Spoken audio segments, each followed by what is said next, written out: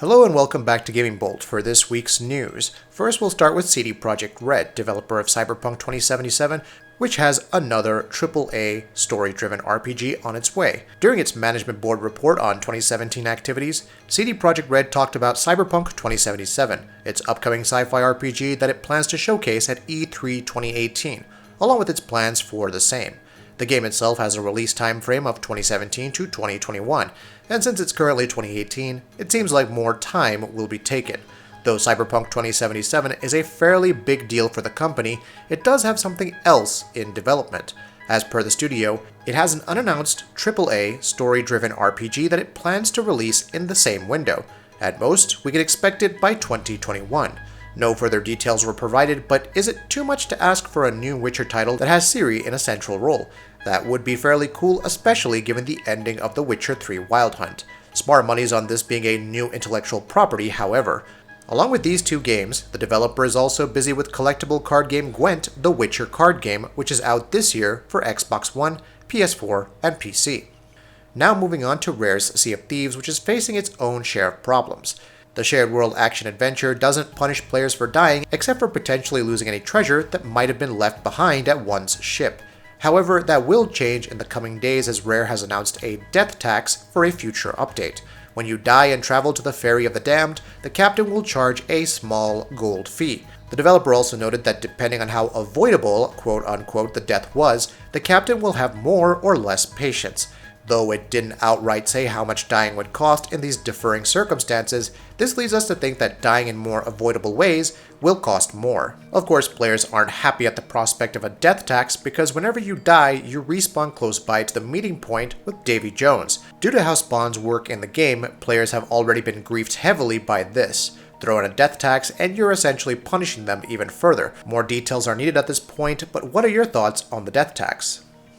Sony is already doing pretty good when it comes to PS4 exclusives. However, another one's going to be on the way with Spider-Man. While there isn't a release date yet, Marvel creative director Bill Roseman may have teased it on Twitter. Roseman shared an interesting tweet from his Twitter profile, which suggests that some kind of news relating to the superhero game is possibly incoming. The tweet, which can be found here, is clearly referring to the game project as it tags Insomniac Games and uses a brief snippet of the trailer. Roseman's tweet explicitly stated spring as possibly referring to a release window or date being announced sometime soon, but we don't know exactly what this tease is really about. Spider-Man on the PS4 is the result of a deal between Sony and Marvel to treat one of its characters with respect and as one of their major titles. Spider-Man on the PS4 will show off a more experienced Spider-Man, struggling to also balance Peter Parker's daily life. Epic Games hosted a panel at GDC to showcase many impressive things, including the next-generation digital human, real-time Raytracing showcase, and much more. A short sketch in the Star Wars universe showed off reflections that can be achieved with Raytracing. Along with Nvidia's RTX and Microsoft's DirectX Raytracing, Epic Games hopes to make this technology available to game developers later this year. Additionally, we also get to see some advancements in creating digital humans and in capturing facial expressions. First of all, we got to see Siren, a digital human based on the likeness of a Chinese actress, and this was done in collaboration between 3Lateral, Cubic Motion, Tencent, and Viacom Siren. On top of this, we also get to see an impressive performance by Andy Serkis, and we also got to see this being transformed in real time to that of an alien delivering the same lines. The resemblance, and we're not going to lie here, is actually quite striking. All that remains to be seen is how Epic moves forward with this technology. Rumors, especially prior to E3 every year, are a wonderful thing. The most recent rumor centers on Ubisoft, specifically the next Assassin's Creed. According to sources linked to Ubisoft that spoke to comicbook.com, Assassin's Creed in 2019 will be set in ancient Greece.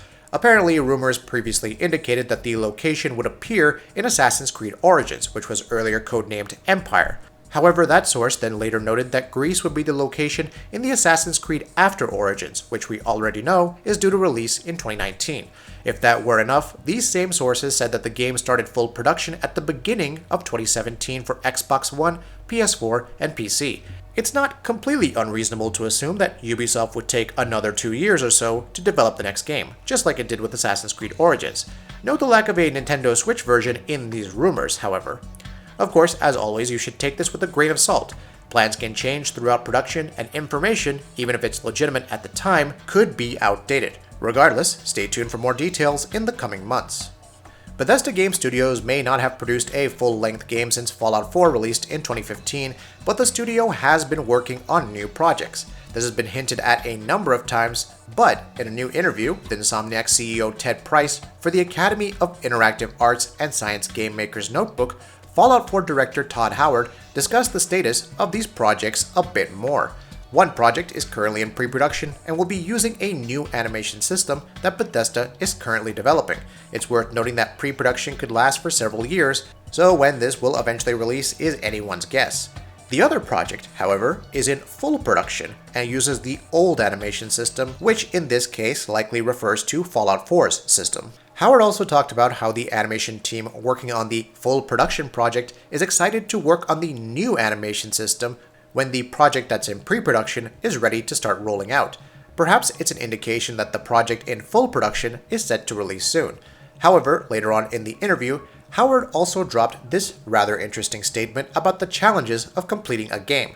"You forget," he said, "if you haven't moved in a while, moving is terrible, or having a child, not terrible, but the pressures of it, you forget how hard it is to finish a game." Could it be that Howard is facing these challenges currently and is thus remembering them?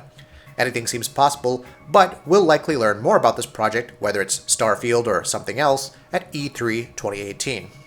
The Xbox One X has been quite well received ever since its launch in November 2017, and it has helped with the system's sales as well, but the hardware upgrade doesn't seem to be doing too well in Korea. As per a report by Korean site GamingBolt, the Xbox One X is facing several issues in the Korean market. The chief among these issues seems to be the fact that Microsoft have been unable to advertise the Xbox One X properly, or much at all. This, as per the report, is because Microsoft Korea apparently doesn't have enough of a budget for that. Lack of advertising is obviously a major blunder, and it doesn't even need to be said that this can be a very detrimental impact on the product's sales. Another issue that the report cites is the fact that there aren't many games released for the Xbox One that are localized for Korean audiences. While the Korean market has relatively more localized games to play on the PS4, the options on the Xbox One are a lot more scarce, and as such, people seem to be less keen on the system as a whole. Finally, we'll wrap it up with Yakuza Kiwami 2, which launched in Japan in December of last year. It turns out that a Western release date has been confirmed. During a recently held Yakuza event at the Gallery Nucleus in Alhambra, California, Sega confirmed that Yakuza Kiwami 2 will be releasing for the PS4 in the West on August 28, 2018. Yakuza Kiwami 2 is of course a full remake of the 2006 PS2 title Yakuza 2, and is built using the Dragon engine, which also saw use in Yakuza 6. The game also features a new campaign which focuses on Majima and portrays what happened to him between the events of Yakuza Kiwami and Kiwami 2 as well. If Yakuza Kiwami 2 is as good a remake as Kiwami was last year, then we're surely in for a treat. The fact that the game is being built on the Dragon engine also definitely helps, since Yakuza 6 is a PS4 exclusive and thus looks better than Yakuza Kiwami. Either way, we'll find out this August. That'll be it for this video. If you like what we're doing, please go ahead and subscribe, and we'll see you next time.